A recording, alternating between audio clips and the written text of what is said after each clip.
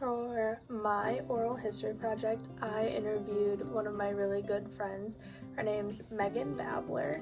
She is 19 years old. We've been friends for like 5-6 years, and she's been really good friends with my best friend, which is how I actually met her, was through her.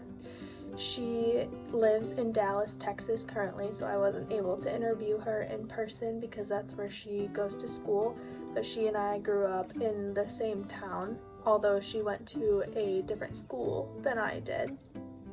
She went to Faith Christian, which is the local Christian high school and elementary school, and I went to the public school in my town instead. Although she went there, we participated in a lot of the same activities, and she came to a lot of our school's sporting events, and she came to our prom and quite a few other things because her school did not have them, which is where we ended up getting so close. And so what I interviewed her on was the basis of the interview was that she was adopted. She was 9 months old when she was adopted. She doesn't remember any of the process, but she is from Kenya, where she lived for the first 15 months of her life, although she was adopted by a family there first before she was adopted by a family in the United States. So when she moved to the United States, she grew up on a family farm, and she said it was kind of like living the small town American dream. She had animals her whole life, small town feel. Her mom cooked a lot, her dad worked. Her life was really good. She enjoyed it a lot. Both of her parents were very involved in her life, and she has 3 older siblings that her parents had before they adopted her, and her 2 brothers, and she and her brothers are very close actually. So the town she grew up in is called Mount Morris. I grew up in Oregon, which the towns are sister cities, so they're 5 miles apart, and we share school districts and a lot of other things we share also. She went to the private Christian school, which I mentioned earlier. She said in the younger grades it was a really good time. She felt very, it was unproblematic. She got along with everyone really well. There wasn't very much discrimination. But then as she got into high school and she started forming her own opinions about the world, she saw, and how she saw everything, she realized that her friends and teachers disagreed with a lot of her positions and saw her in a different light, and a lot of discrimination towards her began. So I asked, before she even had said that, I said, did you ever feel out of place or discriminated against in the towns or the school district that we grew up in? And she said a very resounding yes. So because we lived in a very rural community, there are a lot of small-minded people around there, and a lot of times she felt out of place because of a lot of the people that we grew up around. And she said not so much in the town because it wasn't very overt to her, but in school she faced racism a lot, as well as discrimination for her views that were different from other people's, from not only her peers but her teachers as well. So I asked what her future plans are now and if any of that correlated to how she was treated as she was younger. And she is going to school to be a child and adolescent trauma counselor. She decided on this path because she's watched her friends and family and herself struggle with trauma and how to handle it in a healthy manner, and she wants to be able to help kids do that too and help them heal because she wishes she had someone that had done that for her as a child.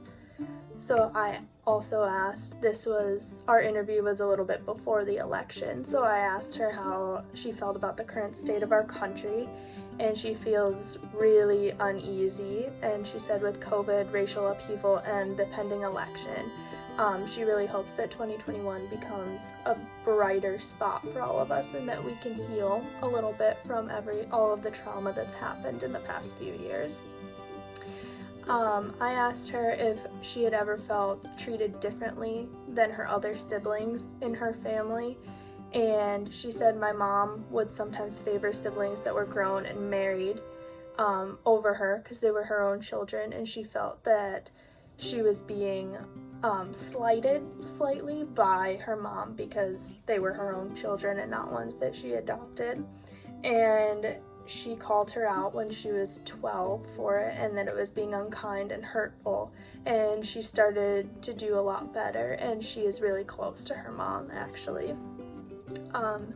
She said, do you know, or I asked if she knew or talked to anyone from her birth family, and she said, my birth parents are deceased, so I don't remember them at all. And she says, I do have more siblings other than my brothers out there somewhere, but I don't know where they are, and I'm unable to talk to them. She does have a couple aunts and uncles that she has contacted in the past or have contacted her, but she doesn't talk to them very often. I asked her if she shared any of the same views as her family, or do you have differing opinions on aspects of religion, politics, cultural norms, etc. And she said they share a lot of the same views, but she's pro-choice and her parents are not. They're very conservative in that aspect. I asked if where she lives now in Dallas feels any different in terms of diversity to where she grew up. And she said yes, but different in the best ways, because Dallas isn't perfect, but it has been a light in her life. There's a lot of diversity, creativity, and space to be herself because it's a bigger area with a lot more people in it. I said, did the people that you were friends with in high school or grade school ever make you feel inferior? And she said, hell yes, they did. Whether it was in sports or music or popularity among like the families that she went to school with, because it was very small.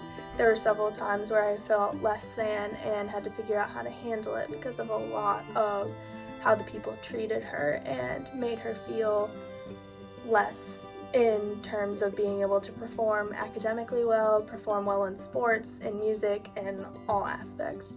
I asked her what her biggest challenge was growing up, and she said being vulnerable and aware of my own feelings, because I was never taught how to do that and I was just told to cope, and my parents being white didn't really understand how to help a black girl figure out her life because they had never experienced something of that kind. I asked her if her parents were supportive of learning of her like birthplace and her family that is from Kenya, and she said yes, they've always incorporated the homeland in our upbringing and have always been willing to tell us what we wanted to know, any questions that she or her brothers had. So that's my friend Megan, and there's pictures that will play after this.